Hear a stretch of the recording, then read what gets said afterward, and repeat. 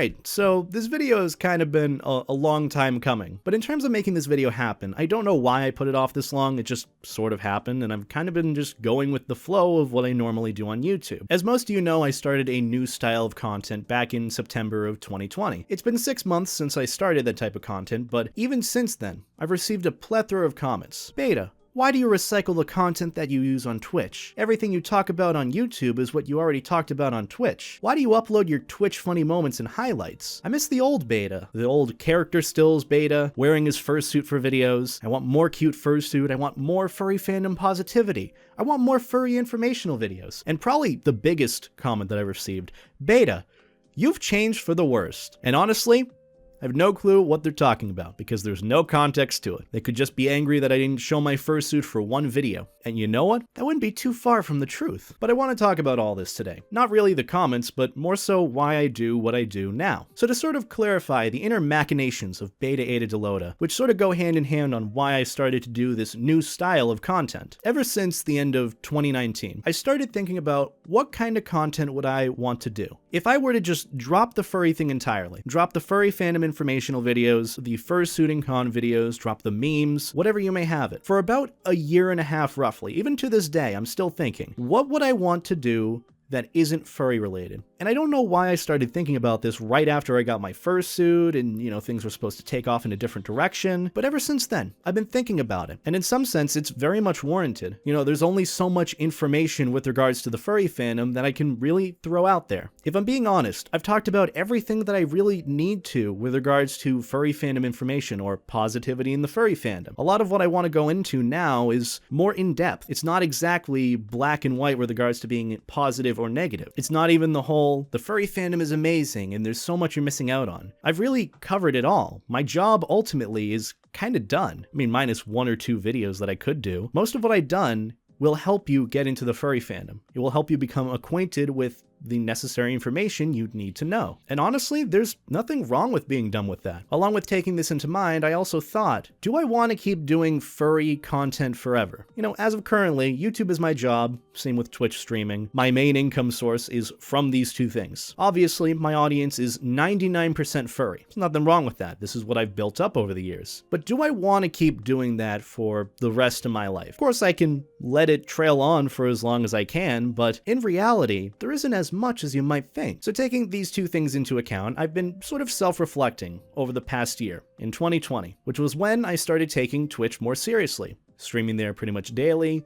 eventually getting partnered, building up a pretty great audience if I'm being honest, and slowly but surely moving more of my talking and discussing streams to there. If anything, a lot of what I do on Twitch is a lot less cut out than what is on here. Like with a recording, I can cut out whatever I want, I can do as many takes as I want for certain things that I say and sort of move on, say what needs to be said. But on Twitch, on the other hand, and this kind of relates to one of the big issues that I've faced as a content creator, I feel like a lot of how I present my content is very much based off of reading a script. Like word for word, line for line, reading everything that I need to, almost more like a voice actor, more so than a commentator who is able to deliver really just what's on his mind. I kind of found more of that issue when I did these regular recording videos like I'm doing now. But when I started moving to Twitch, that's when I realized I was able to build up this ability to speak my mind. The ability to enunciate. Yeah, I know, enunciating is a pretty big thing with someone with a speech impediment. I started to learn how to sort of present, not as a content creator, but as someone who is able to speak and deliver their thoughts. I guess in this sense, streaming on Twitch has helped me a lot more with being able to do what I want to do, which ultimately what I want to do for YouTube is tell stories. I want to speak my mind. I want my words to have some level of meaning, not just through the stories that I tell or the informational videos or little advice sessions, whatever you might have it. I want my voice and my character and just who I am to have some meaning, to have some help to someone in their life, whether it's through humor or cropped GIF or I don't know, anything with regards to helping someone. And when I started to stream on Twitch more seriously, that's when I started to find these skills that I once sort of had, with being able to record a video without a commentary, with being able to deliver my thoughts without any notes. Eventually, around late summer of 2020, I started going into more in-depth topics with regards to furries, because people would come into the stream, they'd ask a more in-depth question, and I'd really just discuss it. I think one of the big things to take off from there was the discussion about PETA and its relation to the furry fandom, which there is no relation to the furry fandom. When I did that one video, I ended up just, on a whim, recording my OBS stream and going through whatever videos people sent me with regards to PETA and the articles and what furries thought of them, and then I gave my input on the whole thing. I looked back at that section in the VOD, and I realized, if I recorded this separately from the stream, the entire tone that I take on, and sort of the liveliness, the interactivity, being able to speak my mind as clearly, it just wouldn't work. It's like right now, I'm used to having sort of an audience when I'm talking. Right now, I don't really have that audience to relay or bounce my thoughts back and forth on. And so, on a whim, I just uploaded that PETA video. If anything, the interaction that I had outside of the video, whether it was on Twitter or personal messages or comments on separate videos, it was amazing. Honestly, I enjoyed the fact that people enjoyed that type of content outside of where I did it. And so, on a whim, instead of just continuing this constant flow of furry fandom informational videos and driving myself up the wall with trying to do these character still videos, I took a leap of faith and started doing these Twitch highlight videos, where I'd specifically pick out sections in my just chatting portion of my streams, where I'd be discussing something that's funny or relevant with regards to the furry fandom, and I'd turn that into a video. It got to the point where I talk about this so much on my streams that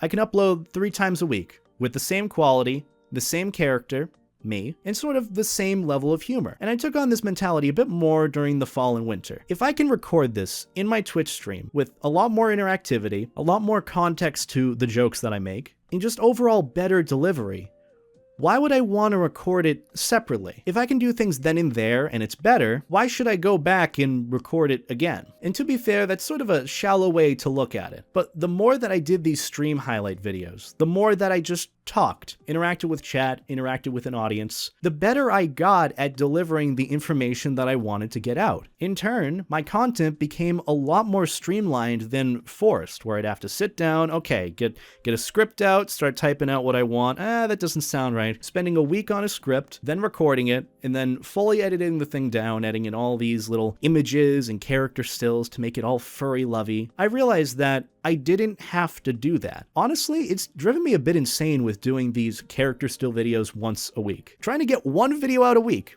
back this summer was miserable. It was so hard. But once I saw that these Twitch highlight videos and just me talking and shooting the shit with chat was doing well, I decided to do more of it. And in turn, I replaced these big character still videos with talks like this, where I don't have to necessarily be talking with chat to get my thoughts out. And if anything, the whole Twitch thing and talking with chat has helped me record this separately. It's made me better at sort of delivering the information that I want to. I'm much better now than I was this last summer. So to simply answer the question of why did I start doing these highlights videos? Simply because I want to take a leap in doing something else that isn't specifically furry. I want to be more furry adjacent in terms of the content that I make rather than furry based, where everything that I do is furry. Obviously, I want to spritz in some minor videos like, the Furry Among Us video, or even just talking about something that isn't furry at all. I want to try some new things, and obviously, it's not really warranted that people will enjoy it either. And I don't want you guys to feel like you have to. The only thing I'm just really confused about is just people saying that I've changed for the worse with regards to the content that I do.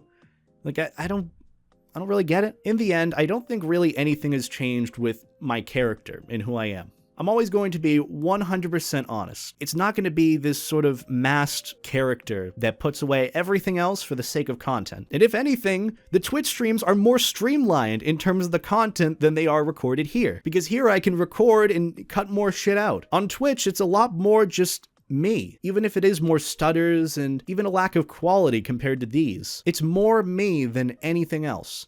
And that's what I want to shine more than these heavily edited videos. I just know that there's a lot more to me than sitting behind a computer screen and reading a script. I can understand, though, people's concerns with feeling like the Twitch content is more of recycled onto YouTube. It may seem like I'm a bit lazy with regards to uploading content. Oh, well, it came from Twitch, why would I watch it again? Most of the time, people commenting on this is as shallow and kind of shitty of an argument as this might be, most of the people that argue this with regards to recycling Twitch content don't even watch my Twitch as is. That's why I don't really use that argument with regards to making content. At the end of the day, I kind of want to make the content that I like, regardless of whether or not it's furry, regardless of whether or not it's making me money, whatever you may have it. The point is, I finally have this sort of opportunity. Where originally with those Twitch highlight videos, I thought they were going to bomb so bad, but they didn't. If not, they've made things so much better. They've opened up new doors and new opportunities for me to pursue. And that's what I want to do. I want to take Twitch more seriously and kind of, for a little bit, put YouTube on the sidelines, if that's all right. Obviously, I still want to keep doing this type of content here.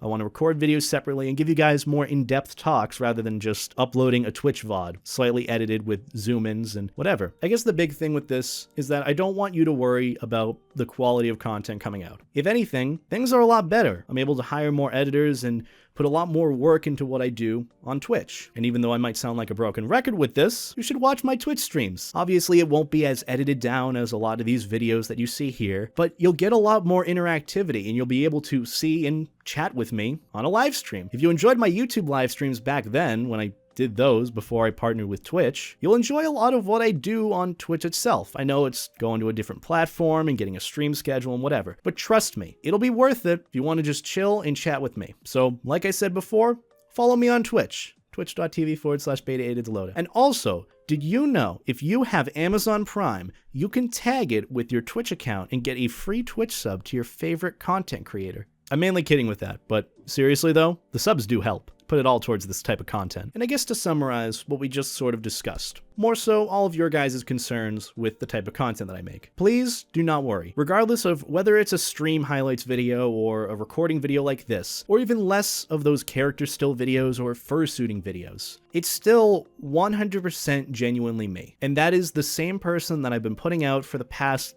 3 years since I started doing furry YouTube. Everything will be fine. As much as it might be more on Twitch, you're going to 100% get me. And that's all I want to do. I don't want to put on this mask, whether it be metaphorically or physically with a fursuit, and sort of pretend like I'm having fun, because then, obviously, you're going to be able to tell. But just don't worry about me. Don't worry about the type of content that I upload. As much as it might seem a bit more, I guess what people call YouTube clickbaity, I won't ever upload a video I'm not genuinely proud to upload. I will always try to deliver on quality before quantity. And I think that's sort of the stem of it, because I think you guys see me uploading 3 times a week instead of once as being, beta's going for quantity rather than quality. Trust me, I've done some of the edits myself. Nothing's really changing. It's the same type of video in hindsight, but just more so. So ultimately, you have nothing to worry about. I'm not expecting you to watch a specific type of video that I upload. The relationship between the audience and content creator is that we really don't owe each other anything. And I'll discuss this more in a video about parasocial relationships. But you are allowed to come and go as you please. You don't have to watch every video of mine, as much as I'd appreciate it, and it helps me a lot if you do. Don't feel like you have to.